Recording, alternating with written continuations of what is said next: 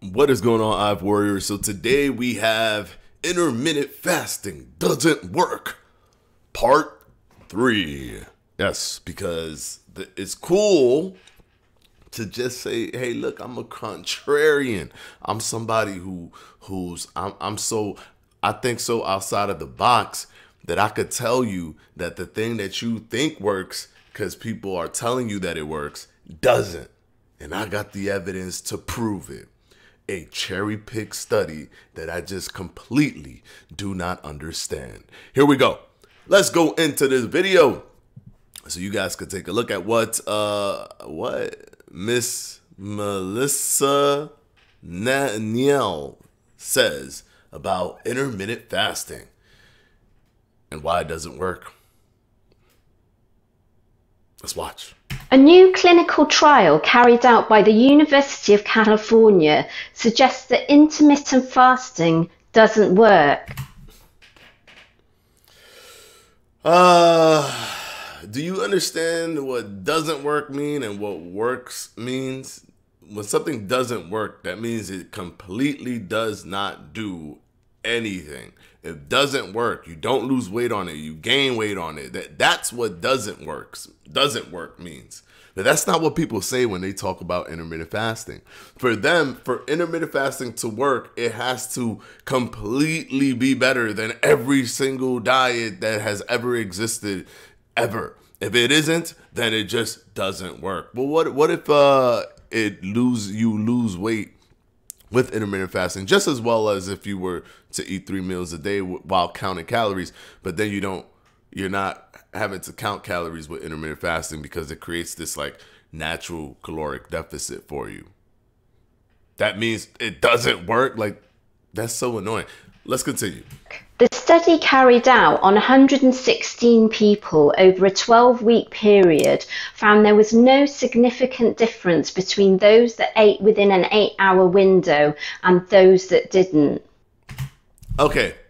No significant difference between those that ate within an 8-hour window and 8 hours and those that didn't, right? So basically, it worked just as well. That's what you want to say. It worked just as well as someone who was doing a caloric restriction. Now, this is the website that she is using as a reference. I find it super interesting when people have the websites with the headlines behind them, but they don't actually have the study. The study was from the JAMA journal. And I have the study here, but I find it interesting when people like to use the thing that reported on the study and not the study itself. Why don't you use the study itself? You know the thing that's reporting on the study is going to be sensationalized, right? So if I look at this study and I read this here, the study found no evidence that time-restricted eating works as a weight loss strategy. How incorrect is this? It's crazy because this is a study here, and this study does not show that it doesn't work. In fact, it shows that there is no significant statistical difference between eating 3 meals a day with caloric control, meaning that they were given a caloric control that they needed to follow, and intermittent fasting ad libitum, which means that they were able to eat as much as they want during their 8-hour window, but just needed to fast for 16 hours. They didn't even measure the calorie intake, nor tell them what they needed to eat or how they needed to eat or how many calories, yet the weight loss was statistically non-significant. And that, to this woman and to CNBC, is an indicator that it doesn't work as a weight loss strategy. I'm so confused as to what the meaning of work is. What the meaning of work or doesn't work is with these anti-intermittent fasting videos and articles. Do you understand what the concept of work is? It does work if you don't even count calories. Another group eats 3 meals a day. They do count calories to ensure that they're within the calorie deficit that they need to be for weight loss. Yet intermittent fasting still loses weight just as well as the 3 meal a day people without counting calories. So we don't even know if they overate. And then I find it weird that the people that were doing this study, the researchers, were like, oh my God, this was against our theory. We theorized that intermittent fasting would make you lose more weight. The laws of thermodynamics, we didn't think that they existed with intermittent fasting. So this actually went against our theory. I'm always cautious to believe researchers that say they theorized that their theory was something based off of nothing that has ever been shown before in research history. So they theorized that intermittent fasting would be better than caloric restriction, even against the thermodynamics that we already know exists with calorie deficit. So how is that your theory? It to me is a misleading way that the researchers try to kind of say, hey, look, I'm so unbiased about this that I was actually believing it would work. I don't believe in that. I don't buy it. You're a researcher. You know calories in versus calories out matter 100%. There is nothing that you're going to lose if you're not at a caloric deficit. So I'm not buying the fact that you theorize something that is not even has been shown in the scientific literature. You're a researcher. There's no way that should be your theory at all. So one, I don't buy that. Two, the intermittent fasting group still lost more weight and more body fat. Yes. Was it statistically significant? Did we get a p-value of 0.05 for the difference between the group? No, we got a p-value of 0.07 for the weight loss between the group in terms of the differences.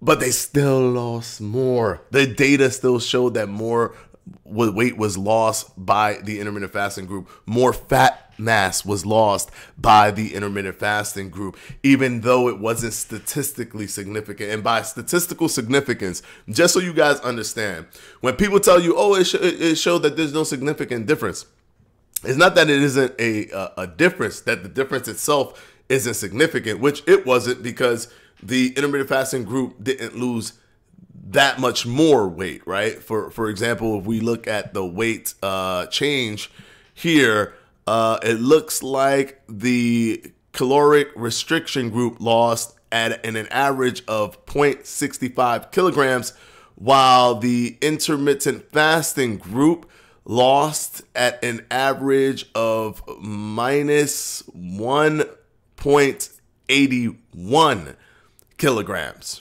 Right? So that's still more. That's not that much more, but it's still more. And on top of that still being more, the intermittent fasting group did not control for calories.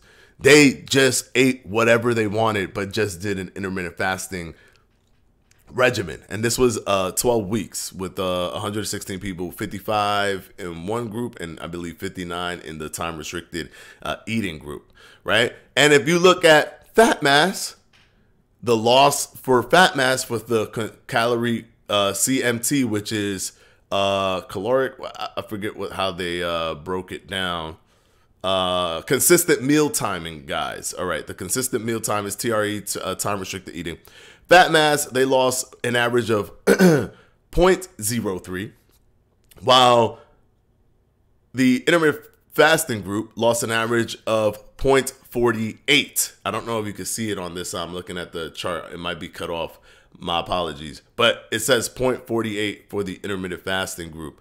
But it is statistically significant because it's a 0.3 p-value, not a 0.05. It has to be 0.05 or less, or it won't be considered statistically significant. So That just means that it isn't, they can't determine that the weight loss necessarily happened due to the intervention, because there's so many other different variables, like not controlling for protein intake, not controlling for, resistance training, not control. There's so many different variables. So they can't 100% say that this is a statistical significance that proves that it was simply because of the intervention. But to pretend that it doesn't work at all, while at the same time they lost more weight on paper average wise, they lost more body fat on paper average wise, and they didn't even control for their calories, yet they lost weight still and more than the caloric restriction group that controlled for calories.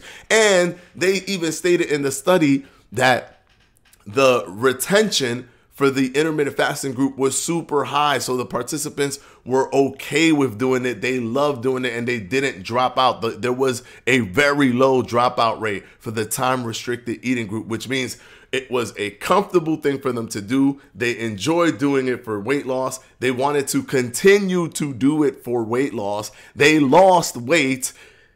It's statistically not statistically significantly different than the caloric restriction group, but they lost more weight on paper than they did. Now, one thing, they did lose more lean muscle mass, right?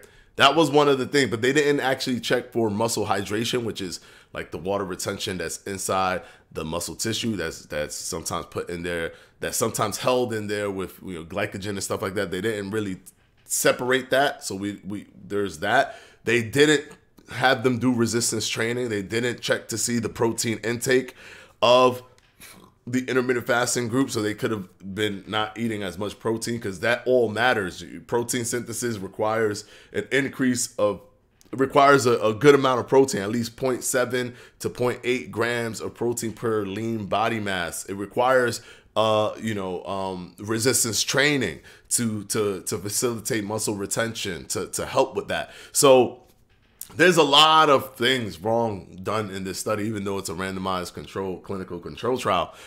But there's a lot of things wrong. My only gripe is, how do you look at this study?